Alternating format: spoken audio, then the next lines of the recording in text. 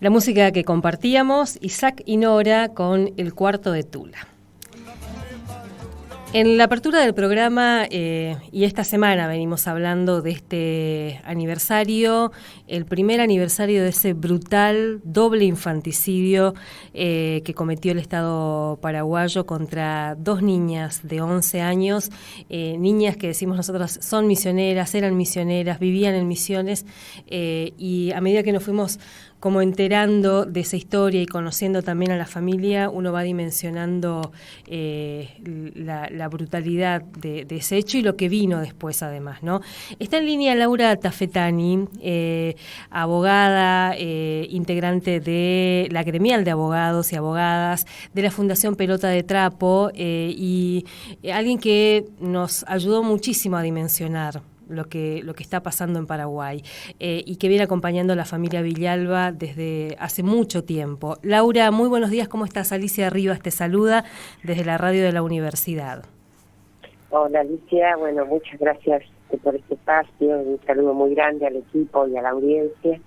Lamentablemente nos tenemos que comunicar frente a estas situaciones que son tan difíciles, ¿no?, de tramitar y sobre todo cuando hablamos de niñas. Sí, decía Laura, te decía un poco fuera de aire, si tuvieras que contarnos y resumir para dimensionar lo que pasó y lo que está pasando en este caso, ¿cómo nos contarías? ¿Qué habría que destacar ahí? Y la verdad es que comenzaría por nuestra propia historia, ¿no? Uh-huh. Lo que fue más difícil para Argentina en lo que ha vivido en la época de la dictadura militar, en esta cuestión de criminalizar a las familias de los militantes, en primer lugar, porque eso fue parte de la represión tan tremenda que hemos tenido en esa época, y en particular lo que fue los niños desaparecidos. O sea, nosotros sabemos de qué se trata y lo complejo que es cuando estamos hablando de este tipo de acciones de Estado, ¿no? Uh-huh. En este caso, lo que suele suceder, digamos, por eso digo que el comienzo de la historia argentina, porque vivimos toda esta experiencia, pero también es real de que podemos hacer una comparación clara con lo que ha sucedido en el Paraguay, y que esa historia se remonta mucho antes de estos hechos que hoy recordamos, uh-huh. que es la criminalización de la familia Villalba. O sea, el Estado paraguayo comienza a poner su foco en la familia de combatientes del EPP, que deciden, digamos, esta opción en la lucha que sucede en América Latina y en particular en Paraguay, uh-huh. Frente a las situaciones del campesinado y de las tierras. Pero bueno, lo cierto es que el Estado tiene un comportamiento frente a este tipo de grupos insurgentes que no solo tiene por fuera de la ley, digamos, de lo que debe ser, cómo se debe comportar un Estado cuando tiene una situación así, porque un Estado de Derecho, en nuestro caso es la dictadura, pero en uh-huh. este caso, en un Estado supuesto de Derecho, hay normas que establecen cómo debe combatir este tipo de organizaciones si tiene esta dificultad. Ahora, en este caso además, pone su foco en la familia Villalba, comienza por hostigamientos y demás, y eso hace que la familia Villalba tenga que venir a Argentina para resguardar a toda la familia que no era beligerante, en particular a los niños. Aún así sucede un hecho bastante grave. Apenas ellos en el 2009 vinieron a Argentina, que fue el envenenamiento de un niño de 13 años de la familia Villalba, y el niño antes de morir uh-huh. dice que le rociaron con una sustancia. Esto sucedió en Formosa, por lo cual ya ahí ha habido un antecedente muy grave, que ellos no pudieron demostrar y en ese momento no pudieron denunciar, pero bueno, lo cierto es que terminan viviendo en Misiones hasta ya 10 años, se instalan, pueden llevar una vida más o menos normal, digo, entre comillas, lo que significa ya el desarraigo y tener que irse del país que quieren, pero bueno, en esas circunstancias las niñas desean conocer a sus padres. Sus uh-huh. padres sí forman parte del EPP y viajan al Paraguay. Cuando viajan al Paraguay, ellas nacen en diciembre del 2019, previendo volver para las clases de marzo uh-huh. A Argentina.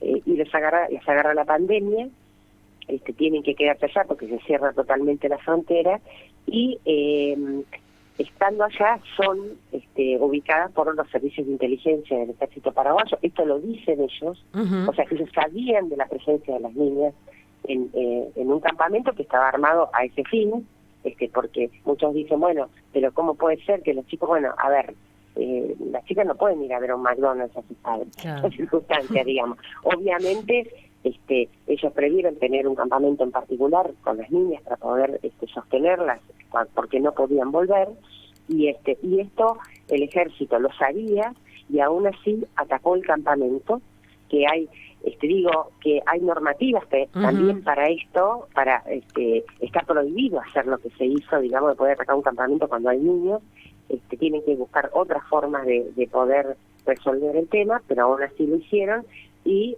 son llevadas con vida, y luego aparecen asesinadas, en lo que se llaman en América Latina falsos positivos, porque le colocan unos uniformes que ya las fotos mismas hablan, digamos, porque son uniformes que son nuevos y no tienen ni una sola mancha cuando hubo un hecho violento de por medio. Entonces le colocan esos uniformes, primero dicen que son mayores, después cuando va saltando la verdad, tuvieron que admitir que eran niñas, las entierran inmediatamente, obviamente sin autopsia ni nada, queman las ropas, queman todo lo probatorio, para poder encubrir la situación, y claro, el escándalo comenzó a surgir, fue imparable. El propio presidente Abdo va al lugar de los hechos y habla de operativo exitoso. Realmente la famosa foto, digamos, de él con los cadáveres detrás de las niñas, ¿no? Tremendo. Y bien, ahí lo que sucede es que el grupo familiar que había ido, que no eran solo las dos niñas, sino que estaba compuesto por Laura Villalba, que es la mamá de una de las niñas, y tía de Lilian, y otras primas de las chicas, logra huir del lugar del hecho. En ese momento también es herida Lichita, una de las hijas de Carmen Villalba, que está detenida hace 17 años, encarcelada, digamos, en el Paraguay. Es herida en una pierna, por lo cual fue difícil la huida y demás de ella del lugar. Esto sucede el 2 de septiembre, el 20 de noviembre son vueltas a ser interceptadas, matan a 3 campesinos que las estaban ayudando a salir del país, y vuelven a lograr huir. Ahí tuvieron que vivir condiciones realmente, cuando lo relatan las sobrevivientes, nada, estamos hablando de sobrevivientes, de la hermana melliza de 14 años y de Tania, que tenía 19, realmente tremendo, porque no tenían comida, no tenían agua, y estaban siendo perseguidas, digamos, ¿no? Perseguidas todas las noches, escuchaban los tiros, veían las luces de las miras telescópicas, realmente vivieron un infierno. En esas circunstancias deciden separarse, Laura Villalba queda con Lichita, y las otras dos niñas emprenden camino para Argentina, porque por esta circunstancia, que Lichita estaba con una pierna que no podía huir del mismo modo, y cuando Laura va a buscar alimento para Lichita, cuando vuelve no la encuentra más, y la última vez que la ve es el 30 de noviembre, circunstancias en las cuales hay gente que ha dicho que la ha llevado las fuerzas de seguridad. Entonces, la verdad que esto hace que el 23 de diciembre a Laura Villalba la detengan en vía pública. Laura estaba buscando a Lichita, le arman una causa, realmente nosotros tuvimos acceso a la causa y es tremenda, porque de irregularidades, de la forma en que fue detenida, porque no había orden de detención. Al otro día aparece supuestamente una mochila con armas y demás. Realmente se hace difícil que alguien detenga a alguien, que después al otro día aparezca una mochila. Bueno, la verdad que a ella la encarcelan acusándola de terrorista, y acusándola también, lo que es más grave aún, de falta de deber de cuidado, ¿no? Parece increíble que un Estado, ¿no? Porque estamos hablando de un Estado que ha asesinado 2 niñas, que ha perseguido al resto, que están vivas realmente realmente por su fuerza de voluntad de poder sobrellevar todo esto, esté hablando de falta de deber cuidado. Y jamás en la causa que tendrían que estar investigando, el asesinato de las niñas, esta causa ha avanzado, ni se ha sentado en el banquillo a las fuerzas de tarea conjunta, que son las autoras, de la fuerza autora de este asesinato, y sí la que está encarcelada es Laura. Entonces, bien, la víctima es la que está acusada prácticamente de la muerte de las pibas, ¿no? La propia madre de María Carmen. Entonces, de verdad que es una situación realmente Laura, grave. Pensaba en esa primera versión que difundió el gobierno paraguayo del operativo exitoso, de haber abatido a dos mujeres que en un enfrentamiento, entre comillas, y el rol que han tenido desde los organismos de derechos humanos, la propia familia de las niñas, y también, hay que decirlo, la Cancillería, ¿no? Al intervenir en algún momento y rápidamente decir, son niñas y son argentinas. ¿Cómo lo evalúan ustedes todo ese proceso? Nosotros justamente ayer tuvimos una reunión, nos convocó el vicecanciller de la República Argentina, lo que fue un gesto muy fuerte. No suele suceder esto, para dar el pleno apoyo a lo que ha sucedido. Realmente el Estado argentino ha estado a la altura de las circunstancias, ha peleado desde el primer momento. El cónsul argentino estuvo peleando en la autopsia que se hizo en Asunción de las niñas y ha estado solicitando desde aquel momento el ingreso del equipo de antropología forense. Ustedes saben bien que el equipo de antropología forense argentino tiene renombre internacional, tiene toda una trayectoria muy importante. Ha solicitado y le ha sido permanentemente negado. El gobierno argentino denunció la situación en Naciones Unidas, también en el marco, digamos, de las reuniones que se tienen, digamos, en función de los estados. Y realmente ayer volvió a reiterar ese apoyo, su preocupación también por la situación de Laura Villalba en relación a que sus niños menores de edad son argentinos y están en Argentina, y bueno, y están preocupados por toda la situación que ha vivido Laura. Laura estuvo encarcelada hasta la semana pasada en una cárcel de un cuartel militar rodeada por hombres en un aislamiento casi absoluto. Por suerte hemos podido lograr su traslado y ahora tenemos que ver el tema de la visita de los niños. O sea, el Estado argentino muy a la altura de estas circunstancias, también preocupado por la desaparición de Lichita. Lo que sucede es que nos explicaron que ellos pueden tener una postura general de derechos humanos, pero como Cancillería sí están limitados por las jurisdicciones, porque Lichita es de nacionalidad paraguaya y desaparece en Paraguay, y en el caso de Laura también es de nacionalidad. Ellos pueden actuar por los ciudadanos argentinos. Laura, y en el caso de Lichita, ¿hay alguna causa? ¿El Estado paraguayo la está buscando o la búsqueda se circunscribe a los organismos, los familiares? ¿Quién está buscando a Lichita? No la está buscando de ningún modo. O sea, tanto la causa de las nenas en el sentido de lo que sucedió de la ejecución, como la causa de la desaparición de Lichita, no ha tenido progreso alguno ni la está buscando. Nosotros hemos hecho denuncias internacionales en la Relatoría Especial de Ejecuciones Sumarias, en el Comité de los Derechos del Niño de Naciones Unidas y por Laura Villalba en el Comité de Derechos Humanos. Lo cierto es que lo que nos informan estos organismos internacionales, que cuando han pedido explicaciones y cuando han tenido que contestar las demandas a nivel internacional, realmente no se advierte que el Estado paraguayo esté realmente investigando.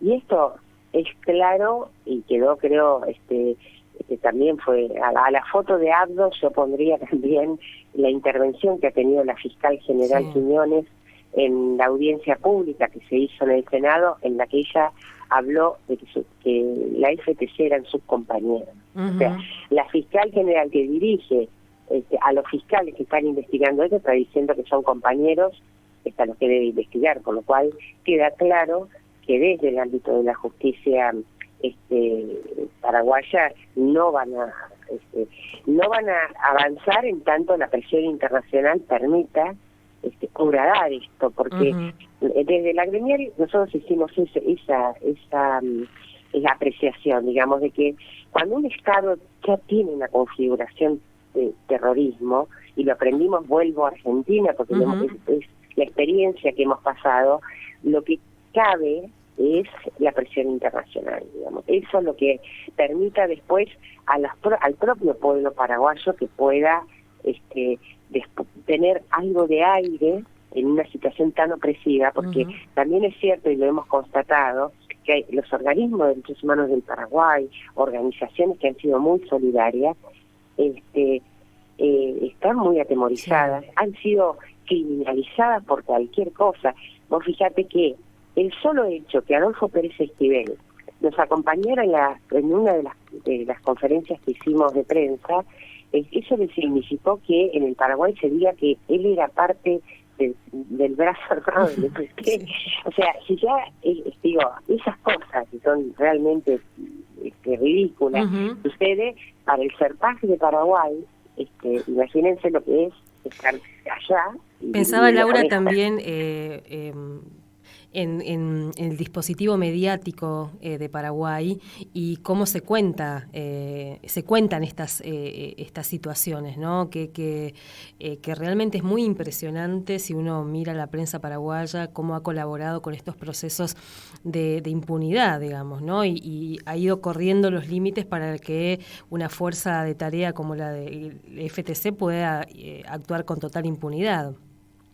No, totalmente. De hecho, cuando nos ha pasado de tener algún tipo de entrevista ya, ha sido muy dura la discusión, porque por un lado ellos plantean este tema de la posibilidad de que los chicos sean reclutados y demás para pero aún, cosa que no es cierta en este caso, y está demostrado que las niñas vivían en Argentina, que estaban, digamos, que no era esa la situación, pero fuera de eso... Era una chacra sustentable la casa de él. Tal cual. O sea, era una casa, una chacrita sustentable para que aquellos que se comieron el viaje de que era una guardería del EPP, digamos, ¿no? No, tal cual. Pero aún así, si fuera cierto esa versión, tampoco admitía realmente que se movieran de esa forma, porque está arreglado y está normatizado de cómo se debe actuar aún en esas condiciones. Entonces, ni eso es excusa. Antes de ayer fue una cosa muy linda. Nosotros estamos preparando, de hecho hoy teníamos una marcha frente a la Embajada de Paraguay, aquí que es el aniversario, y por primera vez iban a marchar niños y niñas que quieren acompañar a los niños y niñas de la familia Villario. En la columna solo de niños. Y estábamos preparando y demás, por las circunstancias de lluvia tuvimos que hoy suspenderla para el lunes próximo, y uno de los chicos, en diálogo, lo digo porque esta es la cultura de los chicos, ¿no? Decían, bueno, y si se acerca un periodista, ¿qué le vamos a decir, no? Y dice, ¿y qué le vamos a decir? Que jamás un chico debe ser asesinado, ¿no? Eso, ¿no? Esa claridad. No importa todo lo que diga, no importa. Claro. Acá el tema es que jamás esas niñas debieron ser ejecutadas, ¿no? Entonces, en esas discusiones que hemos tenido con los medios paraguayos no la resisten. Y me ha pasado de discutir y que después no pongan lo que había planteado, porque realmente no hay ningún tipo de excusa ni de planteo que pueda admitirse que se hace desde un Estado que tiene a dos niñas de 11 años de edad, ¿no? Esto, y habla de un Estado. Nosotros siempre decimos, en Pelota de Trapo, digamos, de que un país habla a través de sus infancias. Un país habla de lo que es, por eso las cifras de mortalidad infantil es una cifra tan sensible a la hora de las discusiones de los estados, ¿no? Y siempre se trata de tergiversar, porque es el punto sensible que marca realmente un estado cuál es la consideración que tiene en relación a su población, ¿no? Y a su pueblo. Y yo creo que esto, si hay algo, cuando nosotros decimos que es difícil decir estado terrorista cuando estás hablando de un estado democrático, es un fenómeno que viene sucediendo en América Latina, y Y lo que si hay algo que lo muestra es este hecho. Si hay algo que muestra ese Estado terrorista infanticida, es esto que ha sucedido, ¿no? Laura, queremos agradecerte muchísimo este tiempo aquí en la radio de la universidad y bueno, acá también hoy va a haber actividades, a la tarde va a haber una marcha al consulado paraguayo, una marcha de luto con flores, ahí para también seguir exigiendo justicia por las niñas, la aparición con vida de Lichita y bueno, la libertad de Laura, así que muchas gracias por este tiempo y seguimos en contacto. Muchas gracias a ustedes y bueno, de ahí seguiremos luchando, como siempre. Gracias, Laura. Abrazo. Gracias. Abrazos enormes. Laura Tafetani es integrante, es abogada, es integrante de la gremial de abogados y abogadas, este espacio que viene acompañando hace muchos años a la familia Villalba, este recorrido que hacía al principio Laura de ese proceso de criminalización de familias de quienes habían optado por formar parte de este espacio, ¿no? del EPP, familias que no son beligerantes, que no tenían esa opción, pero que bueno, fueron criminalizadas y empujadas a salir del país en principio y después este brutal hecho que hoy estamos recordando un año y todo lo que después se desencadenó. Cuando nos contactábamos con la familia, pudimos entrevistar a la familia creo que al día siguiente de este hecho, para empezar también a ayudar a desmontar esa versión del Estado paraguayo de que habían asesinado a mujeres en un enfrentamiento. Fue muy conmovedor ir a la chacra donde vivían la familia Villalba. Mariana, la abuela de las niñas, que tiene 77 años, y después todas las mujeres que estaban ahí criando a sus hijos y a sus hijas en una pequeña chacra, y el temor, porque una de las cosas por las que se terminan yendo de Misiones y pidiendo refugio político, que después de mucho reclamo, de mucho acompañamiento también, de gestiones, uno puede pensar, por ejemplo, las gestiones de diputadas del Parlasur, diputadas misioneras en el Parlasur, Julia Perie, una de las que impulsó ahí, finalmente se tuvieron que ir porque estaban ahí a merced de Paraguay, decían, el temor de que cruzaran el río y que pudieran seguir dañando a esta familia que estaba viviendo ahí. Tenían los niños y las niñas en las escuelas. Laura estaba trabajando como enfermera en una clínica privada en Puerto Rico, y las demás mujeres estaban trabajando en la chacra o en un restaurante también de Puerto Rico. Es decir, había un arraigo claro, demostrable, y la persecución que siguió. Así que hoy decíamos 17 horas en la Plaza 9 de Julio, la convocatoria de Camposadas.